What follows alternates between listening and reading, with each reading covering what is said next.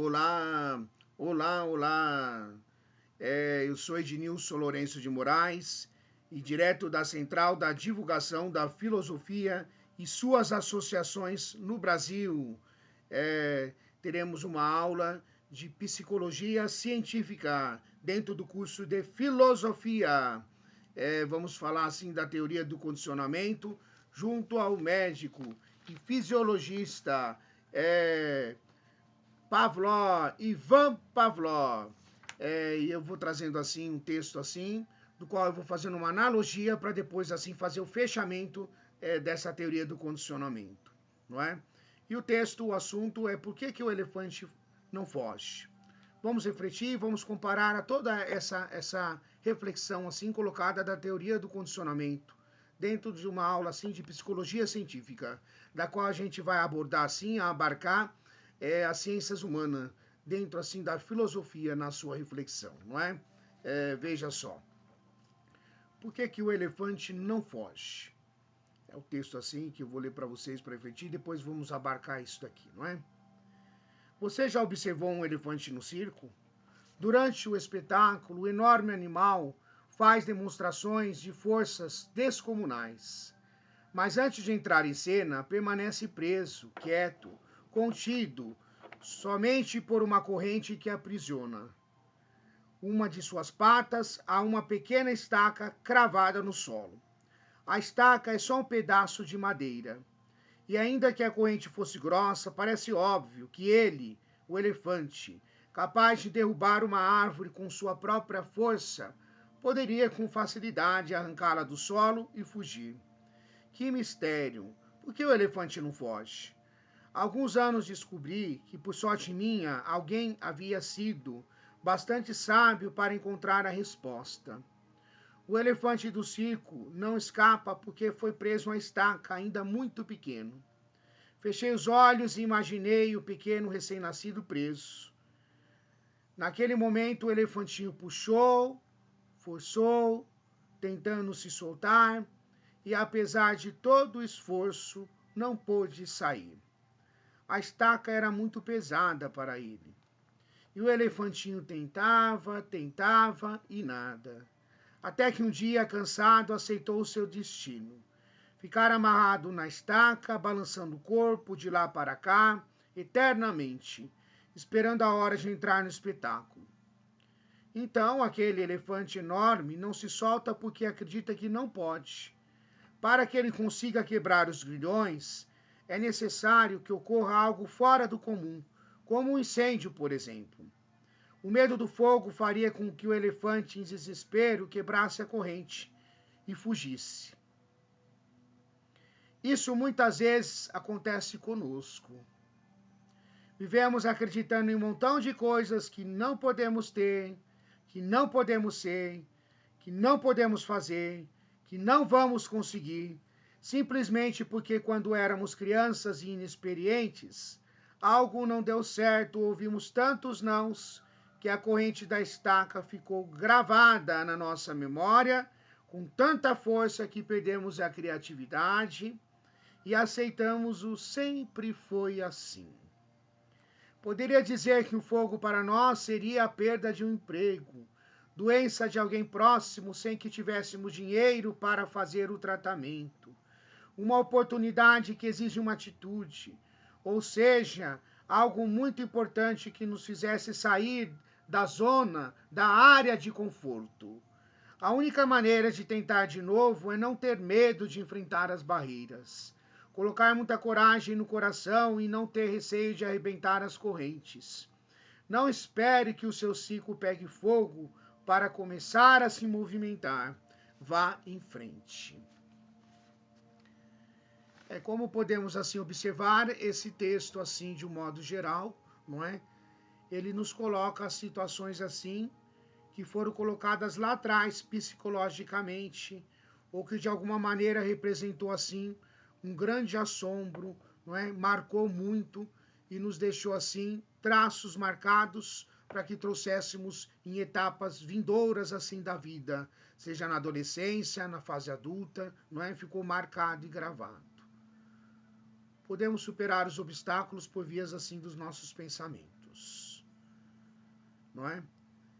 Isso. A não ser que aconteça uma situação muito adversa, desesperadora, que mexe assim com o nosso ser, de repente a mãe que está com o filho ali doente gravemente, e aí ela vai ter que aprender a se virar, porque seu amor é tão intenso, que aí ela vai sair da sua área de conforto, zona de conforto, e aí vai superar todas as barreiras, porque o pensamento se põe assim em forma de amor e de amar.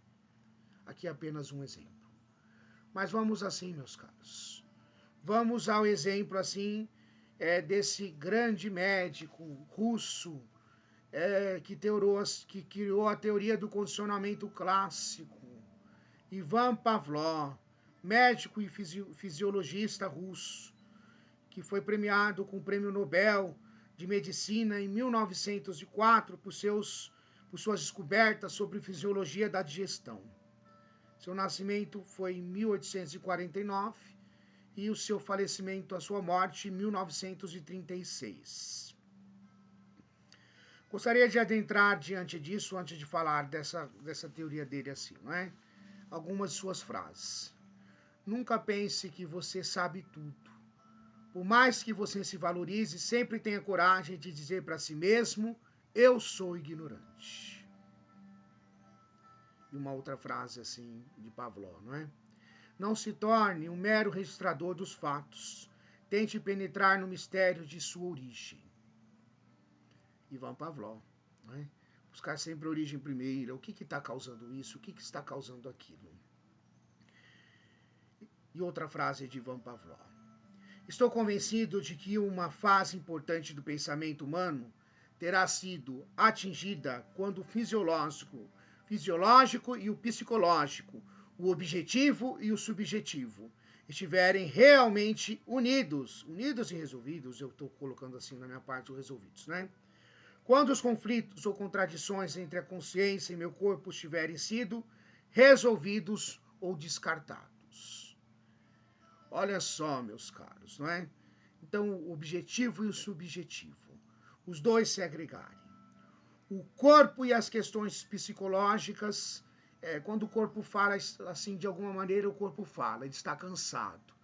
Você tem que descansar, você tem que obedecer o seu corpo, senão as coisas vão se acumular e as tensões, e um problema que era um problema X, se torna X mais 1 mais 2, e assim vai avançando até estourar assim.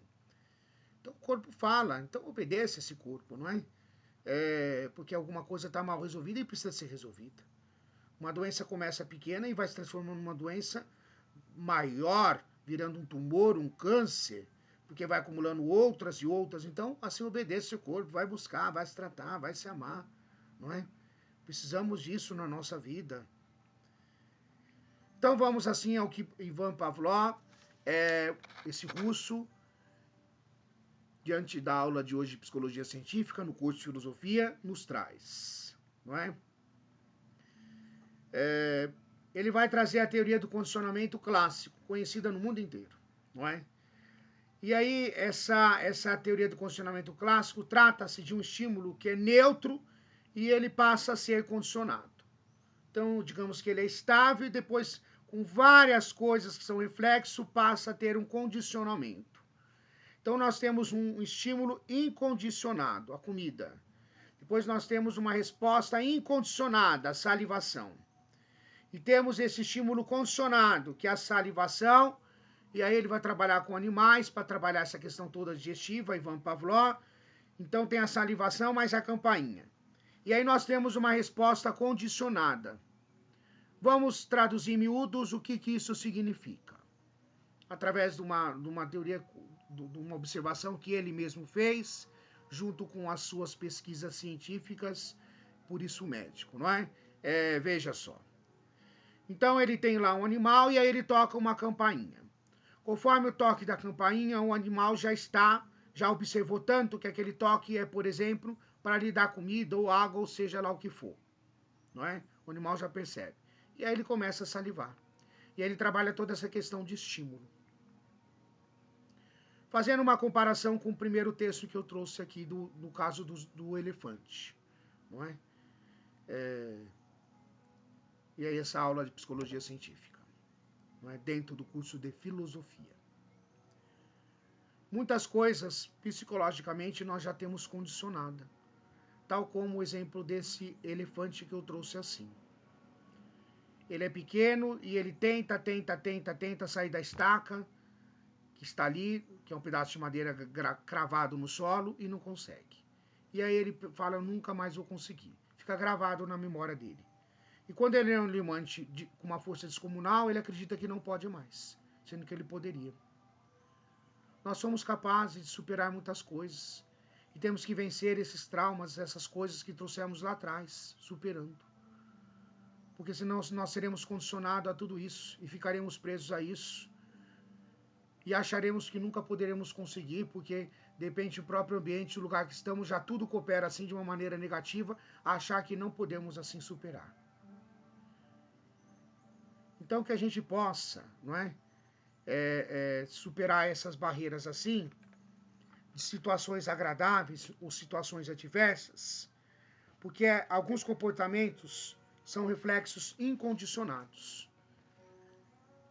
Se tem, então, através das situações agradáveis ou situações adversas, através do condicionamento, respostas fisiológicas em seres humanos e animais. Com isso, o descobrimento, essa descoberta abre-se, no caso de Pavlov aqui, não é?